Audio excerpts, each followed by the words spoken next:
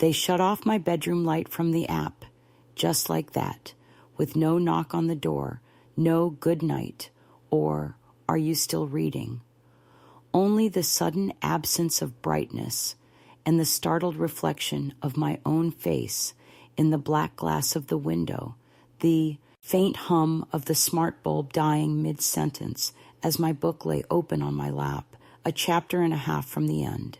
They told me it was easier this way, less forgetfulness, less waste.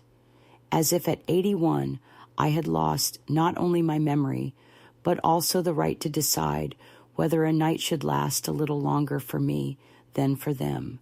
My daughter said it in that careful tone she uses when she's speaking to me, as though I were a child with an unpredictable temper. The tone that pretends to be patient, but is really the closing of a door you will not be allowed to open again. I live in the in-law unit at the back of her house, the one they built after selling mine, the house where she grew up, where every scratch on the floor and faded patch of paint was a record of some ordinary day that used to belong to me. They told me I'd be more comfortable here, closer to family, able to age in place. But what they meant was that I would be in a place where they could monitor me, where my habits could be smoothed down like wrinkles in a tablecloth until I fit the shape of their convenience. The in-law unit has one bedroom, one bathroom, and a small living space that looks out onto the strip of lawn between me and the main house, a lawn that is perfect in a way grass should never be, shorn to a uniform inch, every blade the same obedient.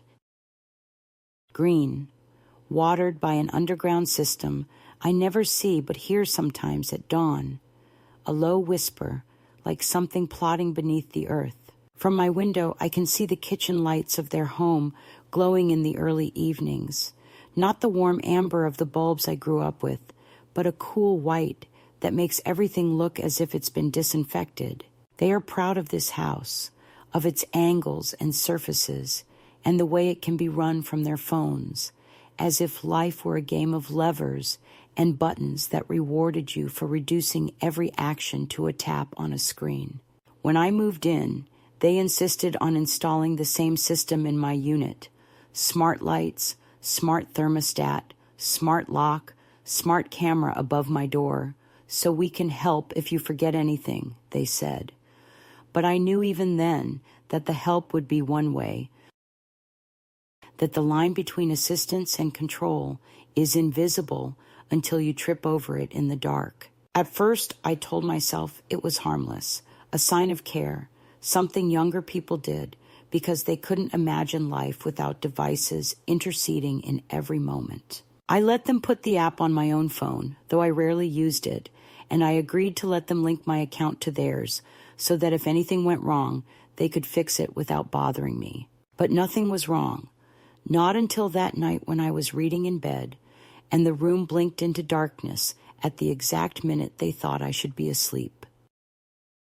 I remember sitting very still for a few moments, the book heavy in my lap, my eyes adjusting to the thin wash of moonlight across the carpet, thinking perhaps there had been a power cut. I reached for the lamp on the nightstand, the old one I'd had for decades, only to find the plug empty, the outlet stripped bare because they had replaced it with a smart bulb in the ceiling fixture, one I could no longer control with my own hands. My phone buzzed with a message. "Lights off, Mom. Sleep well."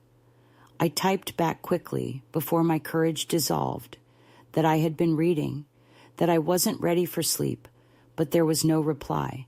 I could hear the muffled sound of their television through the wall, the main house relaxed and awake, its lights blazing. I got out of bed, found the small flashlight I keep in the drawer, and sat back down to finish my chapter, the narrow beam cutting a cone of stubborn light through the dark. It felt absurd and dignified at the same time, like a soldier holding a candle in a bunker, knowing that the point wasn't the brightness, but the choice. In the morning, I mentioned it at breakfast, trying to make it sound like a misunderstanding, but my daughter only laughed, not unkindly, but with that slight air of dismissal she uses when she's decided a subject is closed. "Mom, you need your rest," she said, pouring almond milk into her coffee.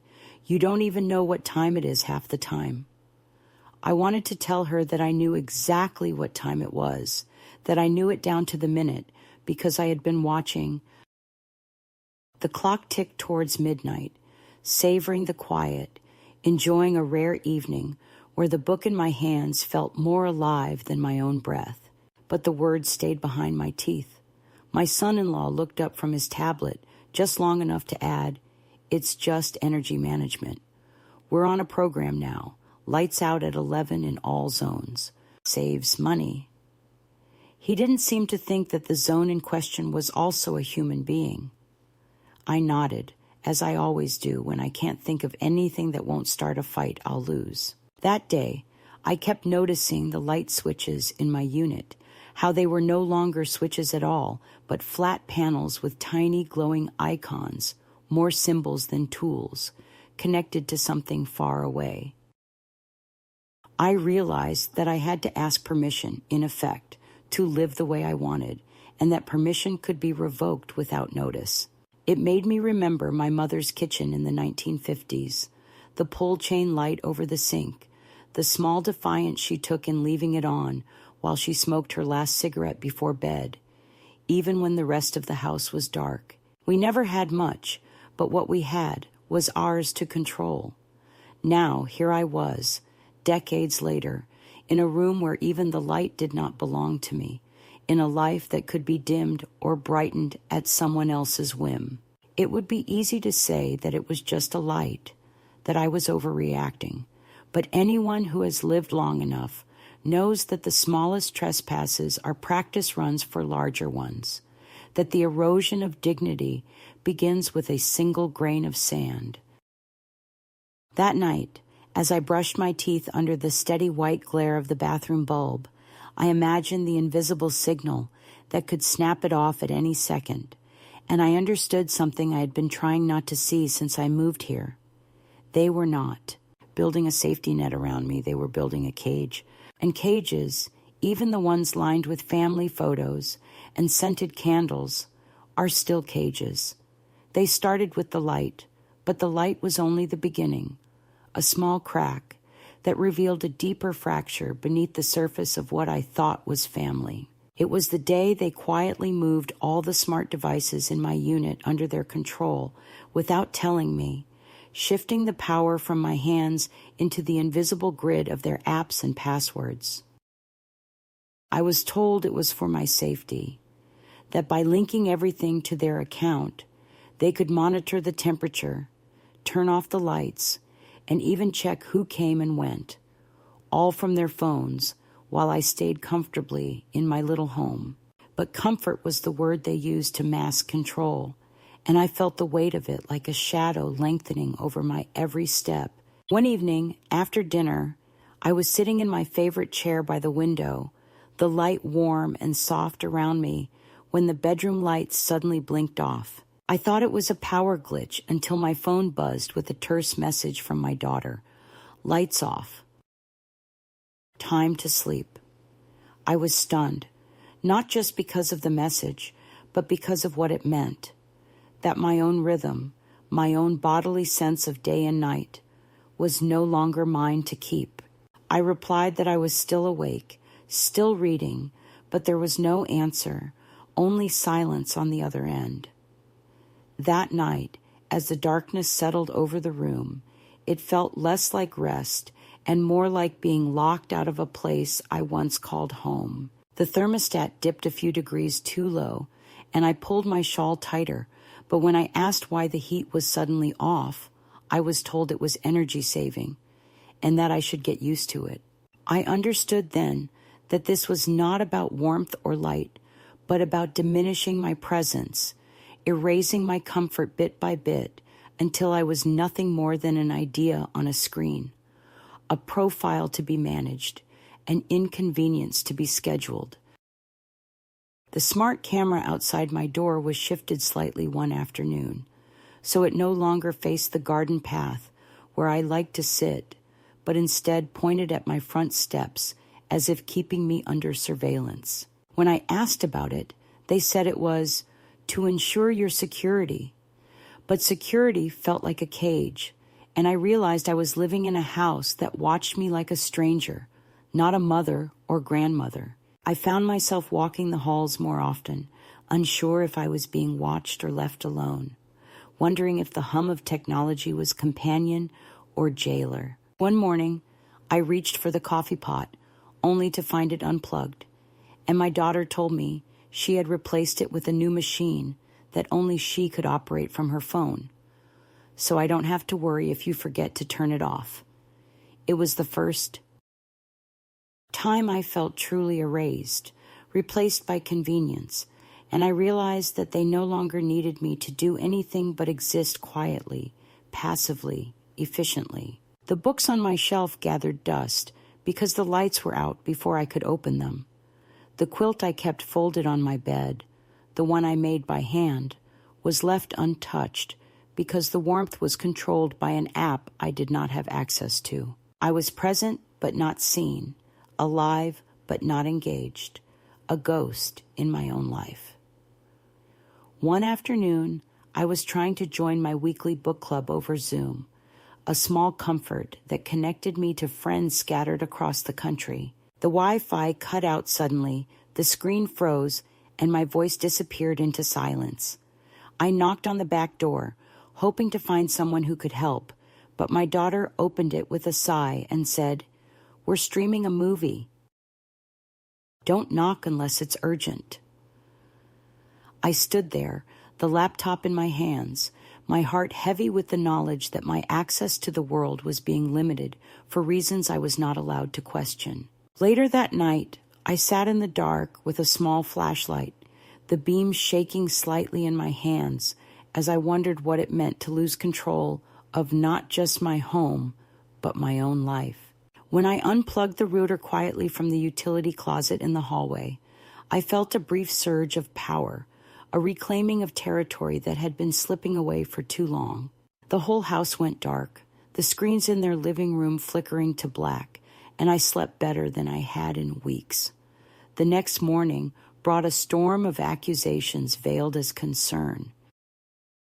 My daughter pounded on my door, voice raised, telling me I had disrupted their evening, that the children were upset because the movie stopped midway. Her anger was not about the router, but about the fact that I had defied their control, shattered the illusion of harmony in their perfectly managed home.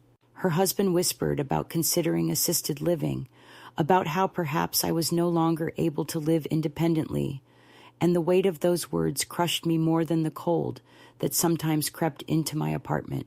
I understood then that my struggle was not just against technology or control, but against a narrative that sought to erase my agency, that saw my independence as a problem to be solved rather than a right to be respected. They were not afraid for me. They were afraid of me, of the fact that I might choose to step outside the role they had assigned me.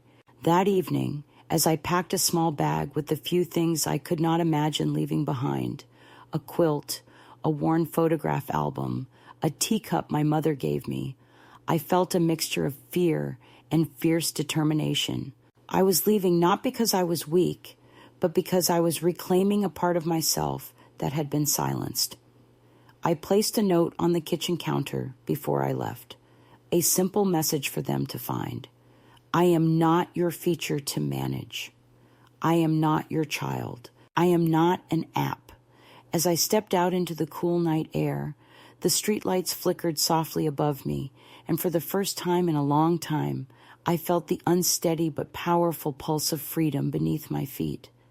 I didn't look back. The future was uncertain, but it was mine to write.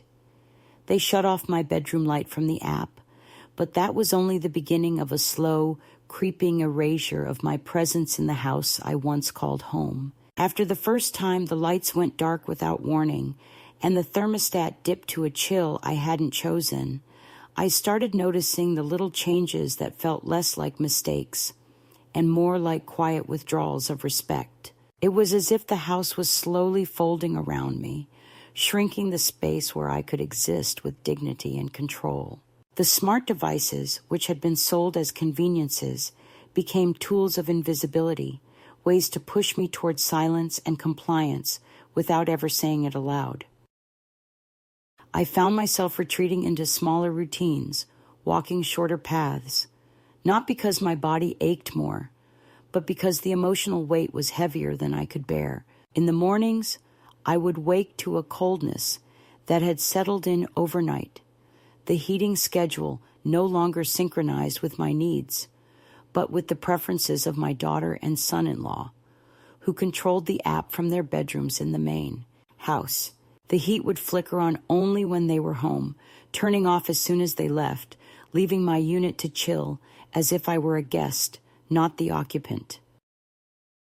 I wrapped myself in shawls and quilts, learned to live in layers, but the cold was not just physical. It was a creeping sense of being edged out, made small. I began to notice the way my footsteps echoed differently in the hall, the silence where laughter used to be, the way my voice was answered with clipped tones or polite nods when I spoke up. The garden path where I once sat with my morning coffee was edged with smart sensors that tracked movement, and I caught myself wondering if I was being watched, judged for taking too long to walk, for pausing to breathe.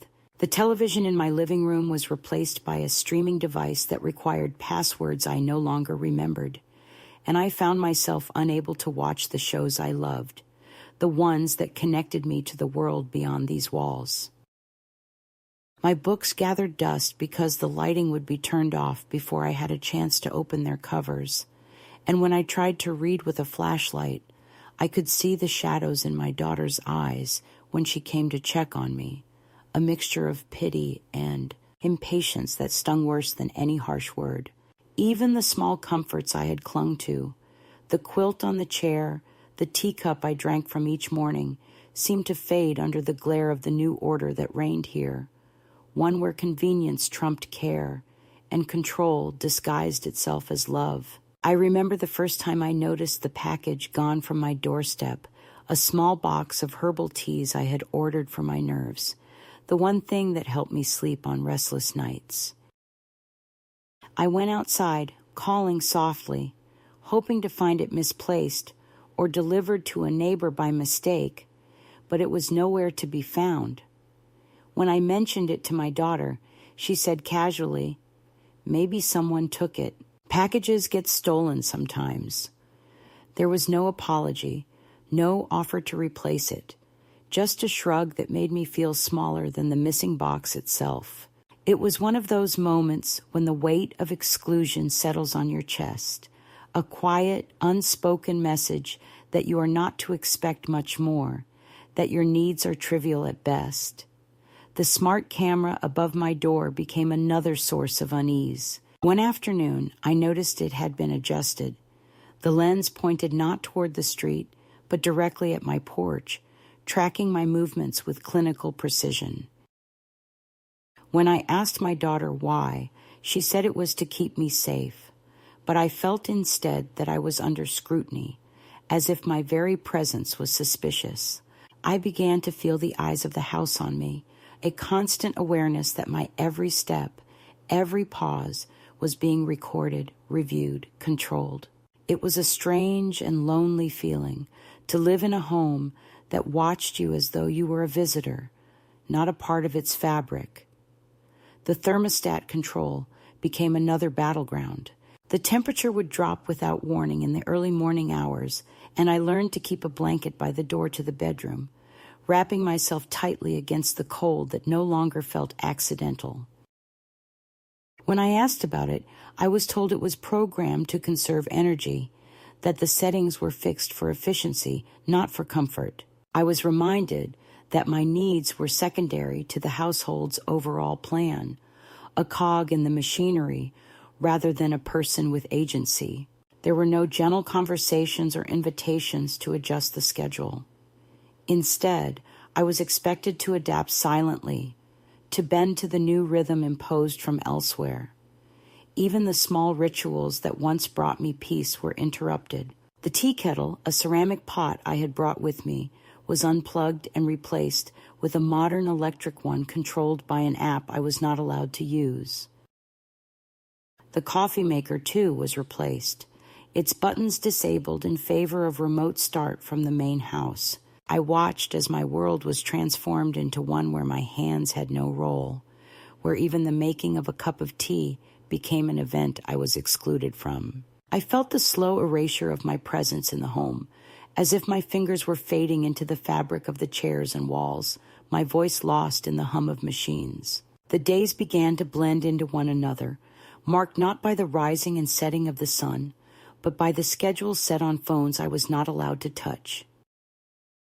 Meals were prepared in the main kitchen and brought to me on trays, labeled and timed for convenience, but lacking the warmth of food made with love. I ate quietly, feeling the distance grow between me and the family who lived just a few steps away, but seemed a world apart. The silence between us was thick, filled with things left unsaid, the heavy air of avoidance that settled after a small war fought in the shadows. The neighbors sometimes glanced my way as I walked the narrow path between the houses, but their smiles were polite and quick, the kind of acknowledgement that doesn't invite connection.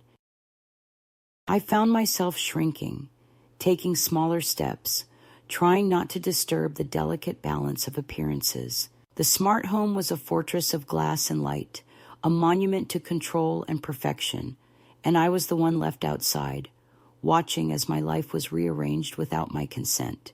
The app had become a remote control for my existence, turning me from a participant into an observer, a passenger on a journey I did not choose. At night, I would sit by the window, watching the lights in the main house glow with the rhythm of lives lived on schedules and apps, a dance of efficiency and precision that left no room for mess or spontaneity. I thought of the days when the house was mine, when the floors creaked under the weight of laughter and footsteps, when I could keep the curtains open long after sunset, letting the world spill in on its own terms. Now the curtains were automated, closing at dusk like clockwork, and I was left to watch from behind a screen, a spectator to a life I had once made but could no longer hold. The smart home promised safety, convenience, and peace of mind. But for me, it was a slowly tightening noose, a reminder that my body and mind were seen as liabilities, my independence a problem to be managed. Each small act of control was wrapped in the language of care, a kindness that disguised the erasure beneath. I was a woman reduced to settings and permissions, a life measured in kilowatt hours and screen time, a presence that could be turned on and off with a swipe. The first escalation was quiet, almost imperceptible, but its effects were profound, turning a home into a cage and leaving me to wonder how much more of myself I was willing to lose before I fought back. One afternoon, as the pale autumn light filtered through the curtains, I sat quietly in my small living room, the faint hum of the smart thermostat filling the silence around me.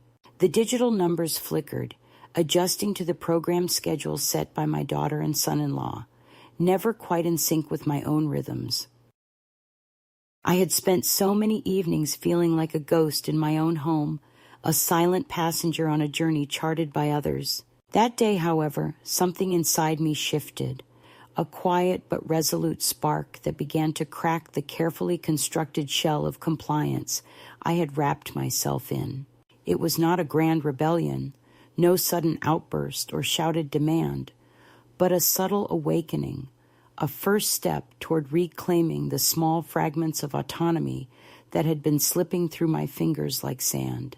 I had been struggling for weeks with the unpredictability of the smart home, the way the devices controlled my environment without my consent, turning warmth and light into commodities doled out at someone else's discretion. The light shutting off without warning, the thermostat dropping to a cold I could not escape, the camera that watched my every move. These were not accidents or glitches, but the steady erosion of my place in this house, this family, and my own life. Yet, that afternoon, as I sat with a book in my lap and the familiar ache of loneliness pressing against my ribs, I found a strange comfort in the stillness that surrounded me. It was the calm before a storm I did not yet understand I was about to unleash. The Wi-Fi had become the last tether to the outside world, my lifeline to friends and memories through the small screen of my laptop. I had arranged to join a weekly book club, a lifeline of connection that kept my mind alive and my spirit buoyed. But the week before, during a crucial discussion, the connection had suddenly dropped, leaving me stranded in silence, my voice unheard, and my presence erased once more. When I knocked on the back door that evening, seeking help or perhaps simply a moment of recognition, my daughter answered with a tired sigh and a curt instruction not to disturb unless it was urgent. The coldness in her eyes mirrored the chill that had settled in my apartment, and I realized that I was no longer a cherished guest in this home, but a problem to be managed. That evening, after they had gone to bed, and the house settled into a silence, punctuated only by the soft ticking of the clock, I slipped quietly into the hallway and found the utility closet where the router was hidden. The blinking lights on the device flickered steadily, a beacon of the control they held over my life. With trembling hands but a steady heart, I unplugged it, severing the digital umbilical cord that connected me to their network of surveillance and authority. The house fell into darkness and silence, the smart devices ceasing their constant communication. It was a small act, almost invisible, but for me it was a declaration, a reclaiming of the power that had been quietly taken from me. The next morning, the ripple effects were immediate and tangible. The television in the main house blinked off during a family movie night. The streaming halted mid-scene, causing confusion and frustration.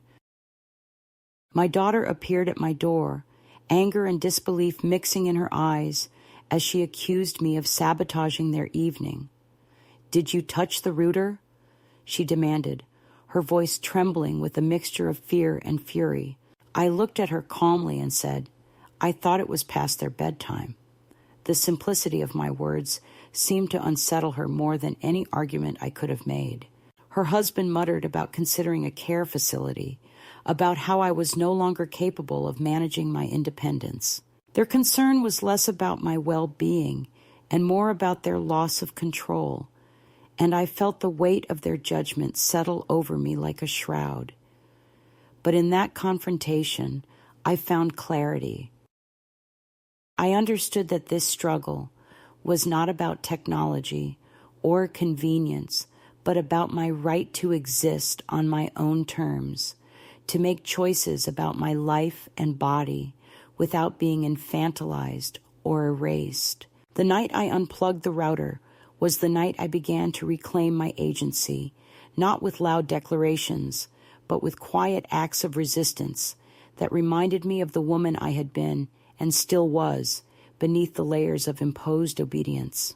I realized that freedom was not a gift to be granted, but a right to be taken, often in small, courageous steps. That day, I made a decision to prepare for a new chapter, one where I would no longer accept the slow diminishment of my dignity. I began gathering the few possessions that mattered most: a quilt my mother had sewn, photographs of moments I wanted to remember, the old teacup I drank from each morning, and I started researching apartments in the neighborhood, places where I might live without the shadow of an app turning my life on and off. The thought of moving was daunting, a journey into the unknown, but the prospect of staying in a place where I was controlled was far worse. As the weeks passed, I found solace in small routines that reminded me of my strength and history. I walked slowly through the neighborhood, feeling the crunch of leaves underfoot and the crisp autumn air filling my lungs. I visited the local library and sat among bookshelves, letting the scent of old paper and quiet learning soothe the ache inside me. Each step, Each page turned was a stitch in the new fabric of my life, one woven with threads of resilience and hope. One evening, as I sat by the window watching the stars blink on one by one, I realized that the quiet rebellion I had begun was not just about defying a smart home or a controlling family.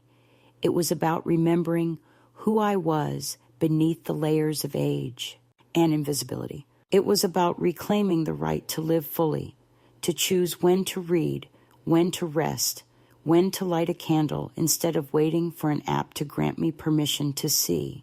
It was about breaking the cycle of silence and invisibility that had threatened to swallow me whole. This moment marked the midpoint in my journey, a turning point where the fear and resignation began to give way to courage and clarity.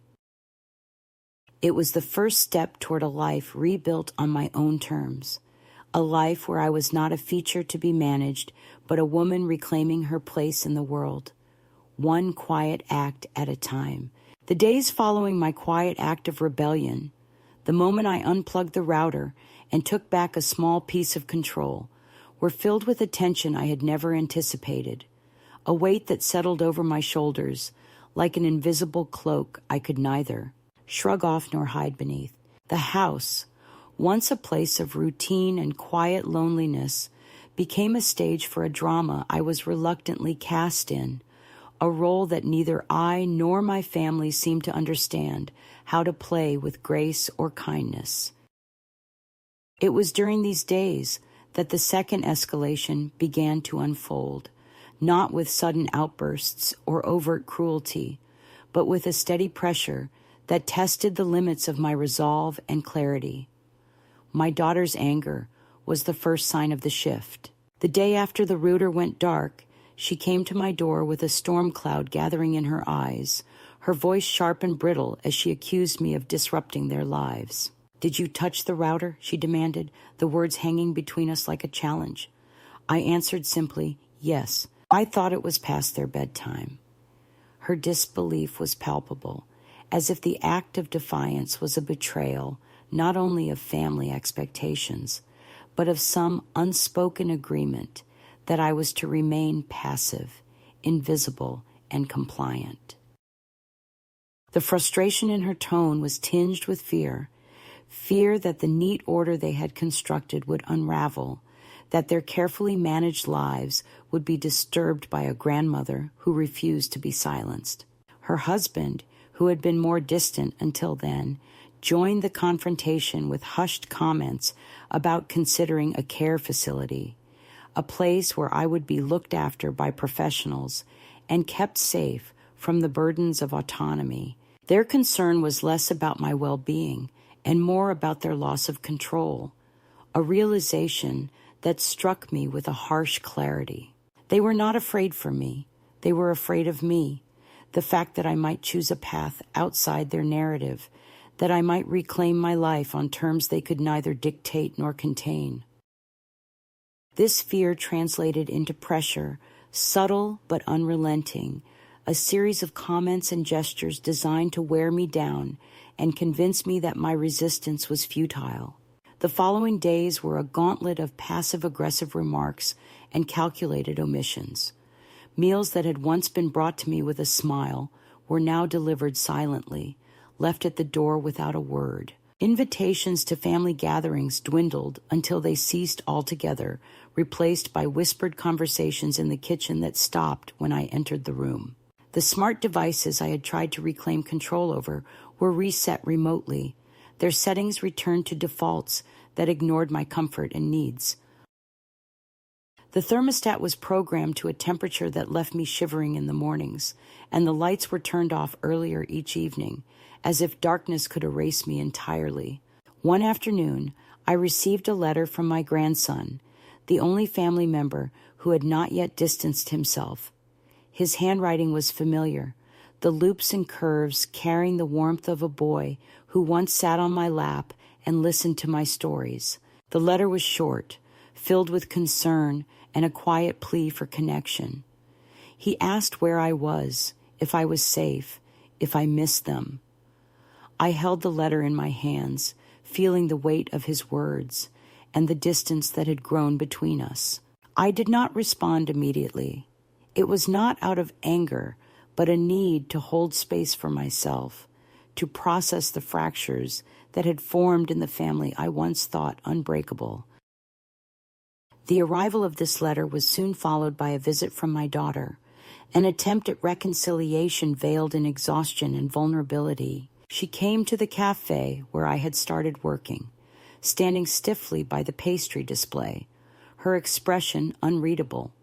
She did not come inside, but lingered just outside the glass, watching me as if trying to bridge a gulf that words could not cross. When she finally spoke, her voice was low and tentative, asking if we could talk privately. I nodded, guiding her to a quiet booth at the back where the noise of clattering dishes and chattering customers faded into the background. Her words were a mixture of apology and justification. She spoke of panic, of the chaos that had ensued when she realized I was gone, of the children's confusion and fear. She admitted that they had thought I was behind them on the plane, that she had expected me to follow, to stay within the orbit of their carefully arranged lives.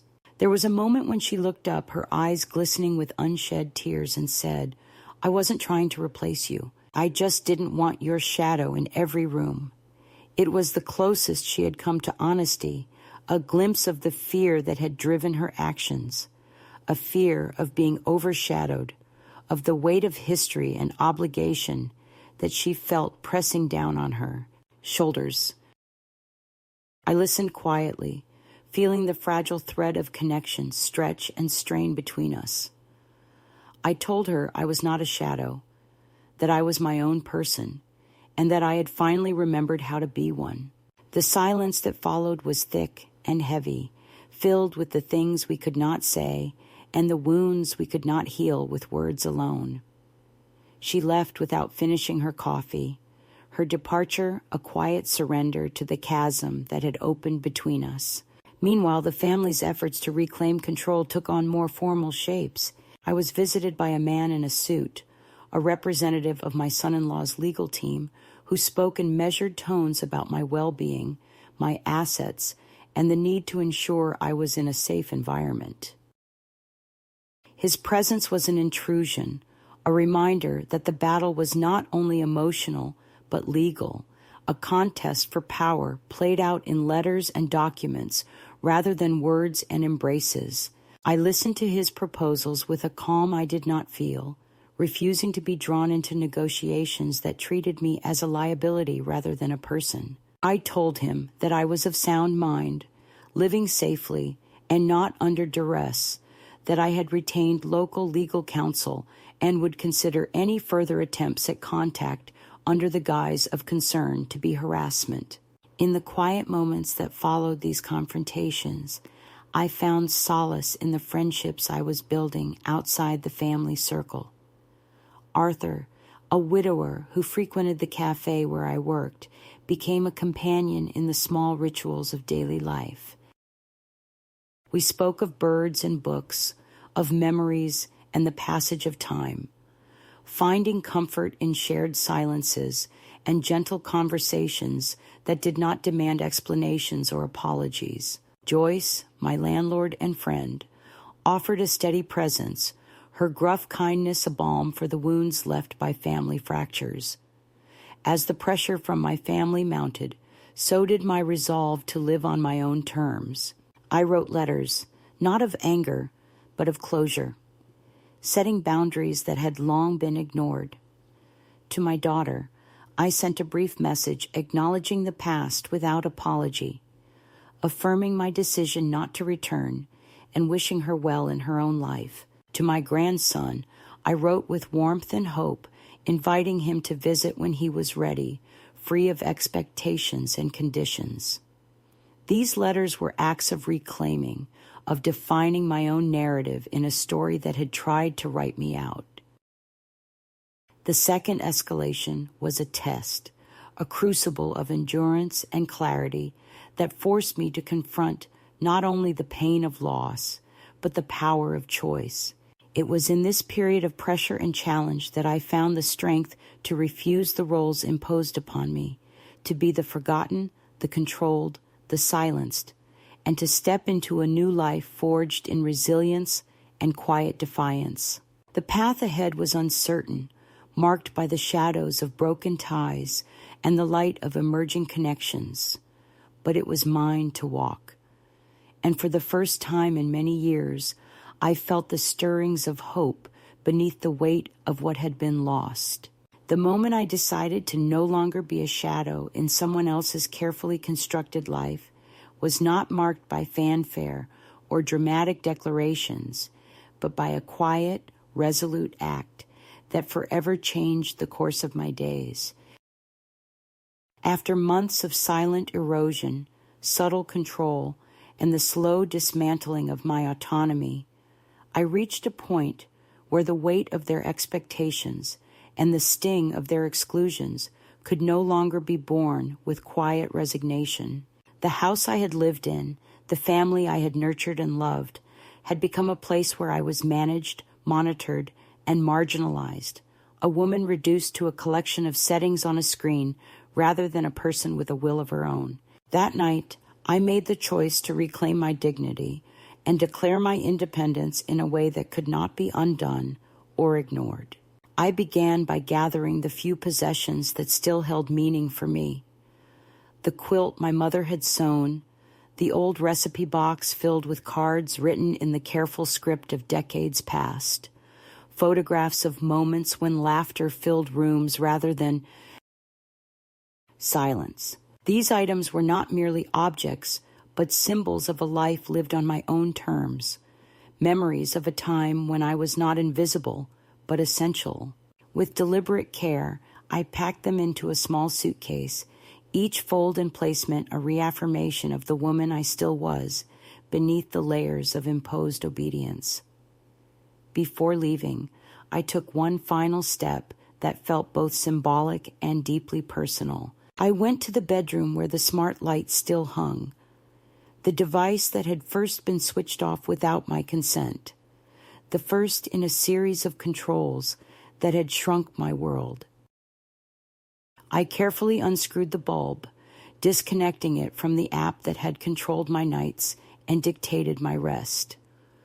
Holding the simple, warm glass in my hand, I felt a surge of power, a reclaiming of light, literally and metaphorically. This bulb, this small piece of technology, had been a symbol of the larger cage I had been placed in.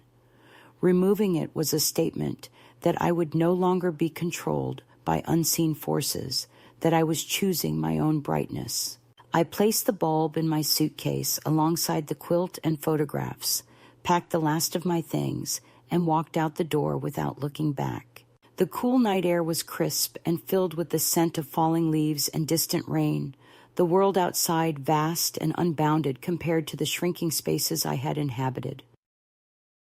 I did not have a plan beyond the small apartment I had rented above a bookstore, a place where the walls were old and worn, but where I could live without the constant surveillance of apps and whispered concerns. The journey was daunting, filled with uncertainty and moments of doubt, but with each step, I felt the heavy chains of control loosening. The note I left on the kitchen counter was simple and direct. I am not your feature to manage. I am not your child. I am not an app. It was a message not only to my family but to myself, a declaration of boundaries and the beginning of a new chapter. I did not expect immediate understanding or forgiveness. I knew that this act might sever ties or deepen wounds, but I also understood that healing could not begin without honesty and distance. The note was an invitation for reflection, a challenge to see me as I was, not as a problem to be solved or a burden to be managed. Settling into the apartment, I found myself surrounded by books and quiet streets, the hum of the city, a soothing backdrop to my slow rebuilding. The absence of smart devices was a relief. No more lights turning off unexpectedly, no thermostats programmed without my consent, no cameras watching my every move. I began to reclaim the small joys that had been overshadowed, the feel of a book's pages beneath my fingers, the warmth of a teacup held between my hands, the sound of rain against the window. Each day was a step toward wholeness, a restoration of a self long buried beneath expectations and control. The legal letters that followed were met with calm resolve. I refused to be drawn into battles over property or custody of my own life. My reply to the lawyer was clear and firm, a boundary that would not be crossed. I am of sound mind, living safely and voluntarily. Any further attempts to contact me under the guise of concern will be considered harassment. It was a final cut, a severing of the ties that had bound me, not with love, but with control disguised as care. This letter was not an act of anger, but of self-respect, a claim to agency that no one could revoke. In the weeks that followed, I found unexpected support in the connections I forged outside the family circle. Arthur, the widower who frequented the cafe where I worked mornings, became a quiet companion, his presence a reminder that life could hold gentleness and understanding. Joyce, my landlord, offered a steady hand and a warm kitchen where laughter was not measured and stories were shared without judgment. These relationships were small acts of grace, stitches in the fabric of a life being rewoven with care and courage. The turning point, the climax of this journey, was not a single moment, but a series of choices made with quiet determination. Choosing to leave was choosing to live, to reclaim the narrative that had been rewritten without my consent. Choosing to disconnect the light bulb was choosing to illuminate my own path. Choosing to write boundaries was choosing to honor myself. In these acts, I found power not in confrontation, but in the reclaiming of my own story. As I sit now by the window of my new home, the light from a simple lamp casting a soft glow on the worn pages of a book, I am reminded that dignity is not given. It is taken, claimed in moments both large and small. The house I left behind will always hold memories, but this place, this quiet corner of the world, is where I am learning to live again, fully and freely, on my own terms. The light I hold is no longer controlled by an app or another's fears. It is mine, steady and warm, a beacon of the woman I have always been and the life I am choosing to build.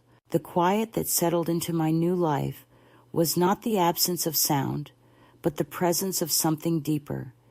Peace, perhaps, or the slow unfolding of a self that had been buried beneath years of silence and compromise. In the small apartment above the bookstore, surrounded by the scent of old paper and the soft murmur of passing footsteps on the street below, I found a rhythm that belonged to me alone. It was a life stripped of control by others, reclaimed in the subtle acts of daily living.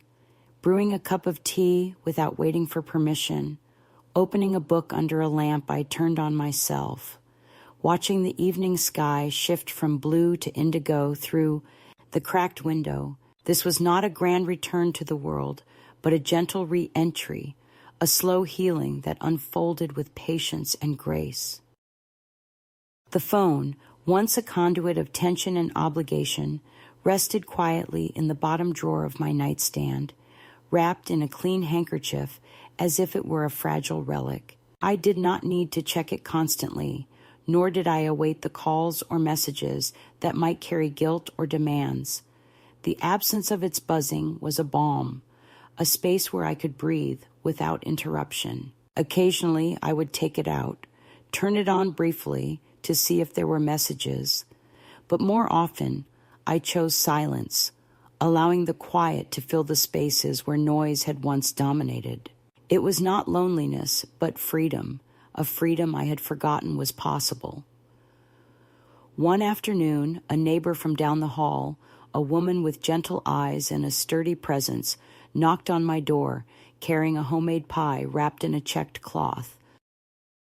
She smiled warmly, saying, "I thought you might like this. It's apple and cinnamon, just like my grandmother used to make." We talked quietly over tea, sharing stories of lives lived with both hardship and joy. In her presence, I felt seen, not as a shadow or a problem to be managed, but as a woman with a story and a place in this small community. These connections, simple and unassuming, wove a new tapestry of belonging that was not forced or conditional, but offered freely and accepted gratefully. The days were marked by small rituals: a morning walk to the corner cafe where I worked part-time, the familiar rhythm of pouring coffee and wiping counters, the gentle teasing of the barista who called me the steady heart of the place. I found joy in these moments, in the tangible tasks that connected me to the world beyond my walls, in the friendships that grew slowly like wildflowers in a forgotten garden. Arthur, the widower who frequented the cafe, became a steady presence, his quiet company a comfort rather than a requirement. We spoke of birds and books, of memories held lightly and hopes cautiously nurtured. In these exchanges, I found a sense of ease, a soft belonging that needed no explanations or apologies. Occasionally, letters arrived from my grandson, the one family connection that had remained tender and unbroken despite the fractures. His words carried the warmth of shared history and the tentative hope of reconnection. When he came to visit, we did not rush into old roles or expectations, but sat together in quiet understanding, sharing moments that were neither burdened by the past nor weighted with the future. He told me of his life, his dreams, the small struggles of growing into a man with a past and a future intertwined. I listened, offering support and love without conditions, knowing that this connection was a gift we both cherished in our own way. The legal battles and letters from my family's representatives became distant echoes, reminders of a chapter that had closed with firm boundaries and clear words. I held on to my letter to the lawyer, a declaration of my autonomy and peace, a shield against further attempts to control or manipulate. I no longer needed to fight those battles daily. My strength came from within, from the quiet confidence that I was living on my own terms. The house I had left behind was no longer a prison, but a memory, a place where a different story had been written without my consent. I carried no anger, but a steady resolve to honor myself and the life I was building. On nights when the rain tapped softly against the window pane, I would sit by the light of a small lamp, a cup of tea warming my hands, and write letters, not to those who had turned away, but to myself, words of encouragement, reminders of resilience, affirmations of worth. I tucked these letters into the pages of my old recipe box, alongside the cards and photographs that had journeyed with me. They were tokens of the woman I was becoming, a woman who waited no longer for rescue, but held the key to her own freedom. I wrote, "Dear me, you waited so long for someone to save you. You forgot you were always the one holding the key. You didn't lose them. They let go. And you finally let go back." The community around me grew slowly, not through grand gestures, but through shared meals, quiet conversations, and the steady presence of those who saw me for who I was. Potlucks at the local church basement, where laughter bubbled over mismatched dishes and folding chairs. Trivia nights with questions from a past era. Gentle debates about politics, and books that reminded me of the richness of connection beyond family ties. These moments stitched together a new fabric of life, one woven with threads of choice, respect, and belonging. As seasons turned and the days shortened, I found myself sitting on the porch with Joyce, wrapped in thick sweaters and sipping lukewarm tea. The world outside shifted with the rhythm of time, and so did I. We spoke little, but understood much, our silences comfortable and full. She once said, "You know they're going to show up, right?" I nodded quietly, knowing that the past had a way of finding you even when you turned your back. But the difference was that now I was no longer waiting for their arrival to define my existence. I had built a life not out of what was lost, but out of what remained and what I chose to create. It was a life of quiet strength, of small joys and steady friendships, of nights lit by a lamp I controlled and days filled with purpose and peace. The light that once was controlled by an app was now a gentle glow I carried within me, a beacon of the woman I was and the journey I had taken to find her. If this story finds you at a moment when you feel unseen, unheard, or forgotten, know that you are not alone. The path to reclaiming your own light may be quiet and uncertain, but it is yours to walk. Be your own sign in the silence, your own step away from the shadows, and when you do, come back and tell me. I will be here, holding space for your story, ready to listen, ready to believe in the strength that lies within us all.